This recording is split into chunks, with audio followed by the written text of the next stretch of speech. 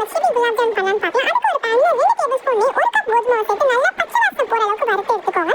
இப்போ ஒரு பவுல்ல இந்த வறுத்த கோதுமை மாவு, அதுக்கப்புறம் 1/2 டீஸ்பூன் பேக்கிங் சோடா, 1 பிஞ்ச் உப்பு, அப்புறம் 1 டேபிள் ஸ்பூன் பால் பவுடர் சேர்த்து நல்லா மிக்ஸ் பண்ணி எடுத்துக்கோங்க. அதுக்கப்புறம் 3/4 கப் பால் கொஞ்சம் கொஞ்சமா சேர்த்து நல்லா மாவை நல்லா சாஃப்டான பதத்துக்கு பிசைஞ்சு எடுத்துக்கோங்க. அதுக்கப்புறம் கொஞ்சம் நெய் விட்டு நல்லா பிசைஞ்சு ஒரு 10 நிமிஷம் நம்ம இதை நல்லா ஊற வச்சு எடுத்துக்கலாம். நம்ம சுகர் சிரப் ப்ரிப்பேர் பண்ணிடலாம். அதுக்கு ஒரு பேன்ல 1 கப் சர்க்கரை, 2 கப் தண்ணி சேர்த்து நல்லா மிக்ஸ் பண்ணி நம்ம லோ சிம்ல நல்லா நம்ம கொதிக்க வைக்கலாம். இது கொதிச்சிட்டு இருக்க நேரத்தில் நம்ம குலாப் ஜாமுன் பால்ஸ் ப்ரிப்பேர் பண்ணலாம். அதுக்கு ஒரு பிளேட்ல நல்லா நெய்யை தடவி நம்ம நல்லா பால்ஸ் கிராக் இல்லாம நல்லா உருட்டி இந்த மாதிரி எடுத்து நம்ம ப்ரிப்பேர் பண்ணி வச்சுக்கலாம்.